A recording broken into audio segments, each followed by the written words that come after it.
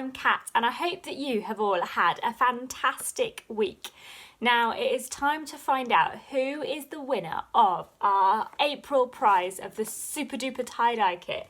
So if you've been taking part in our challenges this month, then your name might be about to be pulled out of our prize bag. So let's have a look. Who is going to be the winner for April? I've got one name here. Oh, and the prize bag is escaping. Let's have a look. Whose name is it? Oh, it's Charlotte. Congratulations, Charlotte. Well done to you.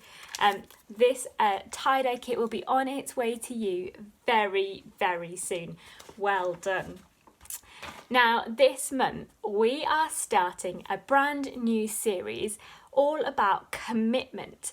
And rather than having just one prize at the end of this month, we decided that it'd be fun if everybody who takes part in one of our challenges could win one of these chocolate medals, or if you're more of a sweets person, a sweetie medal. So this month, for every challenge that you complete, you will be awarded a medal, and the more challenges you take part in, the more medals you can win. So that's going to be happening in the next couple of videos that we're going to be doing, so look out for our challenges. And as usual, our first challenge for the month is to have a go at learning our brand new memory verse. So let's have a look at it together now. It says, training the body has some value, but being godly has value in every way. It promises help for the life you are living now and the life to come. And that's from 1 Timothy chapter 4, verse 8.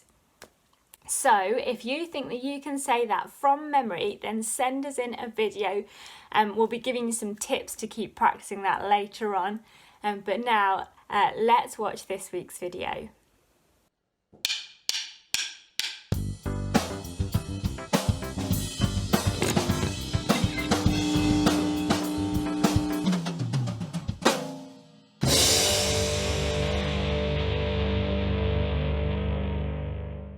Have you ever decided to do something really big? Like learn how to play guitar? Or, make friends with the new kid down the street? Maybe you even want to bake a master chef-worthy cake for your mom's birthday. You're super excited to get started, but then you sit down with the guitar and...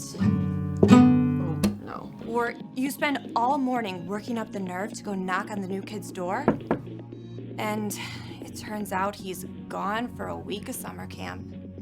Then you find the recipe for that amazing cake, and it's crazy. Doing big things takes work. It takes making a plan and then sticking with it. There are calluses along the way, patience and courage in building a friendship, and definitely some mess. But when you follow through, you find the music, you grow a friendship, you create amazing edible art. And through it all, others can see how God has given you the strength to stick with it. That's why commitment is an amazing way to worship God with your life, because worship is about more than just singing loud. It's all about living loud.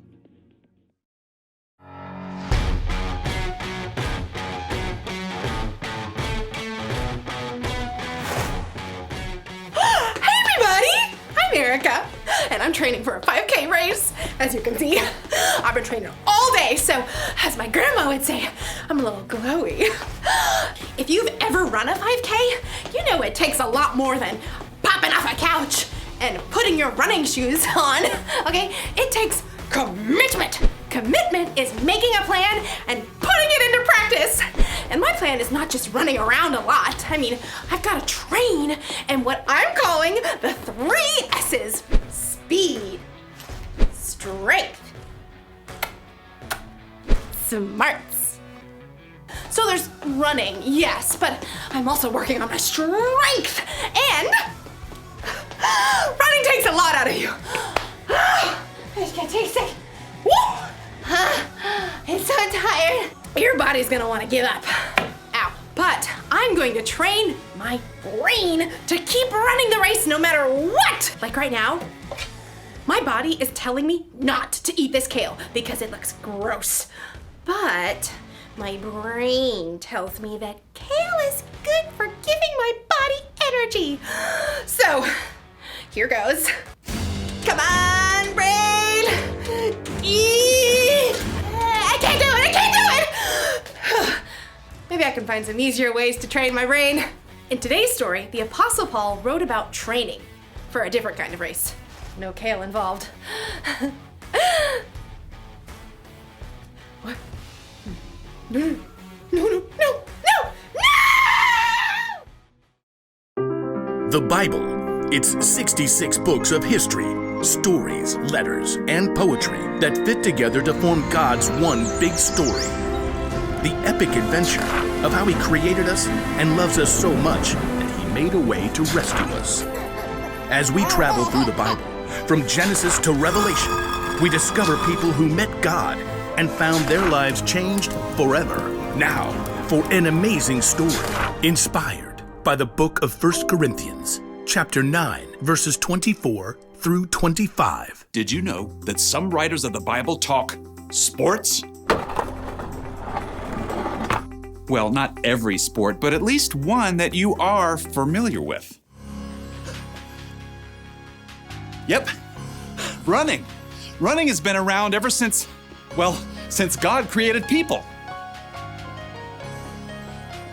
In fact, the Apostle Paul uses running as an example in one of his letters to the church in Corinth. In a race, all the runners run, but only one gets the prize. You know that, don't you? So run in a way that will get you the prize. Now, Paul is talking about more here than just running, but first you have to understand what it takes to run a long race. Let's say you want to run a marathon. That's 26.2 miles. There's no way you can just hop up off the sofa where you've been playing video games for months and run that far. So, you need a plan. When I was preparing for my first marathon, I found this plan.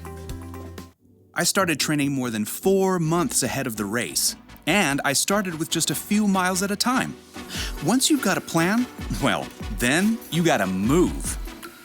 That means short runs, long runs, and cross-training to work other muscles and prevent injury.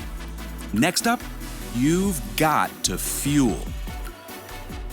Plenty of water, of course.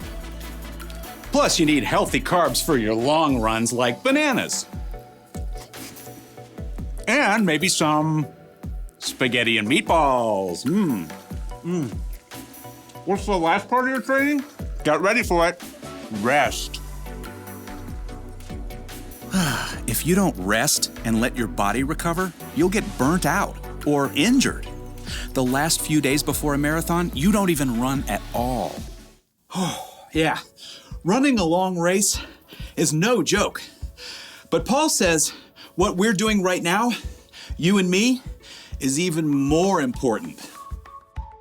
All who take part in the games train hard. They do it to get a crown that will not last. But we do it to get a crown that will last forever. So I do not run like someone who doesn't run toward the finish line. I do not fight like a boxer who hits nothing but air.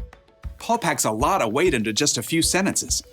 Whether you planned it or not, we are all running a race right now. Okay, so that's a little crazy. Clearly, I'm standing here talking to you, and you aren't outside running laps either. But Paul is talking about a way of life, a journey. We're all focused on the finish line, life forever with Jesus, but in the meantime, every step along the way is important as we live out what matters most.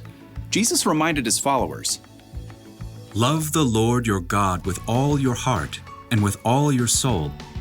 Love him with all your mind. Love your neighbor as you love yourself."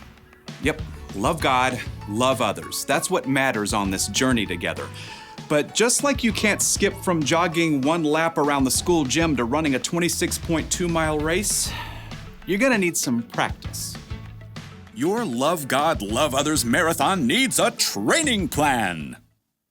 Now, none of us have it all figured out, but here are 4 important things to start with. In fact, you may already be doing some of them. First point, hear. God is the master teller of this amazing story. He's the author of this whole race, so the most important thing is learning to hear from God. That means digging into God's Word and hearing the stories and wisdom from people who walked with Him. And you can also hear from God from people around you in your life who know and follow Him. Now, here's the second step in training for our Love God, Love Others marathon. Pray. Okay, when you hear pray, you might think, In nomine Patris et Filii et Spiritus Sancti. Truth is, you don't need fancy words to pray. You can talk to God anytime, anywhere, about anything, just like talking to your mom or your best friend. Now let's take a look at point 3 in our training plan. Talk. Hello out there! Tell other people what God has been up to in your life, what's changing, how you're learning to love others better. And here's the final point in your Love God, Love Others training plan. Live. Live for God. Let His love fill up every part of your life, at home, at school, at church, even when your dad makes you stop reading your book to play a game with your little sister. Hear, pray, talk, live. That's how you practice loving God and loving others. As Paul wrote, so run in a way that will get you the prize. We do it to get a crown that will last forever. And when you do, you will live out Paul's wisdom to the Corinthians and win the race.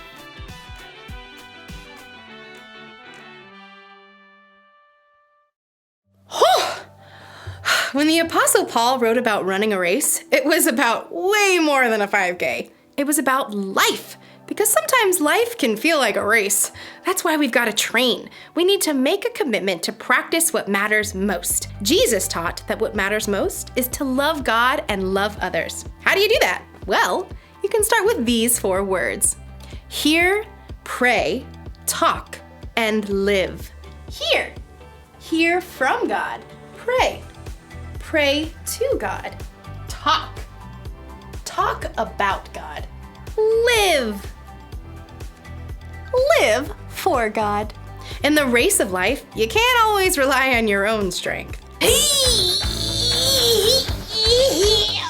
You'll need God's help and wisdom to keep running. It's not always going to be easy. You may even want to give up. But it's better to keep going, because loving God and loving others is the most important thing you will ever do.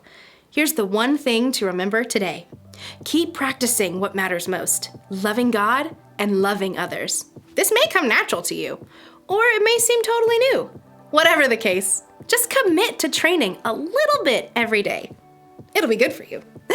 I guess if I commit to training, I need to do what's good for me and try a little bit of kale.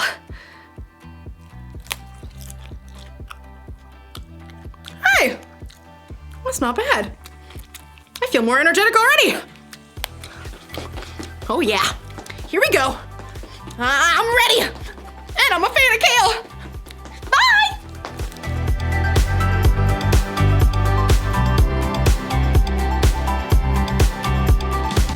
Now, lots of you probably already know that I love running. And whenever I enter a race, I always put together a training plan to help me to do my very best in the race. Usually I like to run really long races, and if I didn't put in a training plan, then I probably wouldn't even get halfway around the race before I was too tired and couldn't finish. So making a plan is really important because it helps me to put in all the things that say I'm taking this really seriously. Making a training plan and putting it into practice helps me to stay committed to my end goal. For your challenge this week, I want you to have a go at making your very own training plan to stay committed. And I want you to try and have a go at putting together a training plan for your brain to learn this month's memory verse. So here's my training plan, and I am going to try and stick to this week. So here's what I've got on mine, but you could design yours however you want. Mine says on Monday, I'm going to write out the verse 3 times. So I'm just going to copy it out 3 times, nice and easy. Start off with something fairly simple. On Tuesday, I'm going to cover the verse. I'm going to copy the verse out, then I'm going to cover it up, and then I'm going to see how much I can remember from it. On Wednesday, I'm going to get the verse all written out, and then I'm going to, a bit like we sometimes do in the videos, I'm going to cover up some of the words, see if I can say it. Then I'm going to cover up a few more of the words and see if I can still remember it, and keep doing it, maybe even until the whole verse is covered up. On Thursday, in my training plan, I am going to make up some actions to help me remember the verse. This is one of the things that really helps me. I like doing things physically to help me learn things. And then on Friday, I'm going to practice doing those actions again. Finally, Saturday and Sunday, let's have a look what I've got on my training plan. On Saturday, I am going to try saying the whole verse from memory. And on Sunday, this is very important, I'm going to have a rest. And I've put a little tick box on my training plan so I can tick when I've done it, because that always helps me to stay motivated and stay committed to my goal and to my training plan. Now, you could have a go at writing a training plan for one of your own goals, maybe for one of your hobbies. Perhaps you are thinking, I would love to be a really brilliant footballer. So maybe you could make a training plan and actually really commit to that goal and do something a little bit every day. You could practice doing some shooting in the goal, or you could practice tackling, or you could practice some dribbling each day to be committed to your goal of being a really good footballer. Or maybe you'd love to learn to play a particular song on a musical instrument. So maybe you could put together a training plan that will help you to stay committed to that goal. But most importantly, we want to be committed in our faith to putting Jesus at the centre of our lives. And one of the great things that we can do to help us to do that is to learn our memory verse, because then we have God's word right in our hearts and we can call on it whenever we need to if we've got it memorised. So have a go at doing that. Put together your training plan. If you do, send me a photograph of it, and every single person who sends me a picture of their training plan will earn for themselves either a sweetie medal or a chocolate medal, depending on what you like. So I'll be collecting in all the different challenge entries you do, and then at the end I will make sure you get the correct number of medals. So do have a go at our challenges this week. So this is a double one, because you could do the training plan and learn the memory verse, and that would be 2 medals in one go. That would be pretty amazing, wouldn't it? So have fun with your training plans this week. If you're around for Zoom, then I'll see you shortly at 10:30 as usual. But if you're not able to join us on Zoom this week, I just hope you have a really good week, and I'll see you in our next video. Bye!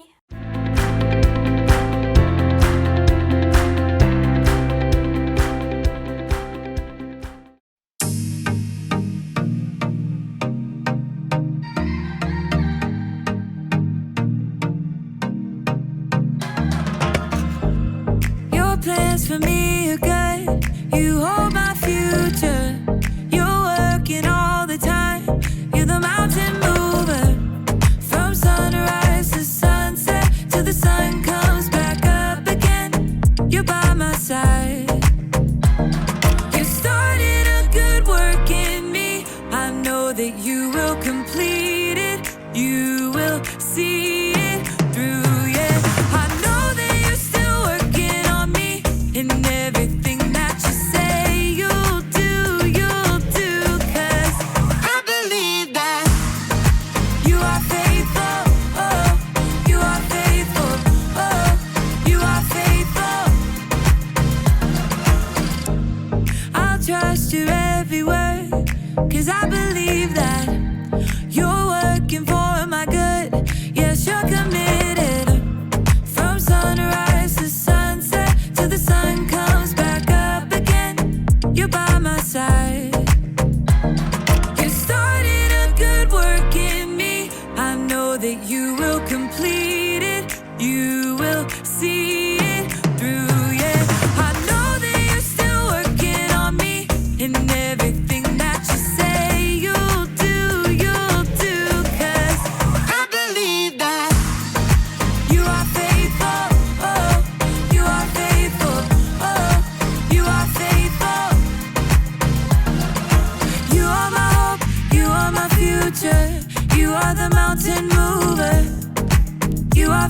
faithful. You are my hope, you are my future. You are the mountain mover. You are faithful. You started a good work in me. I know that you will complete it. You will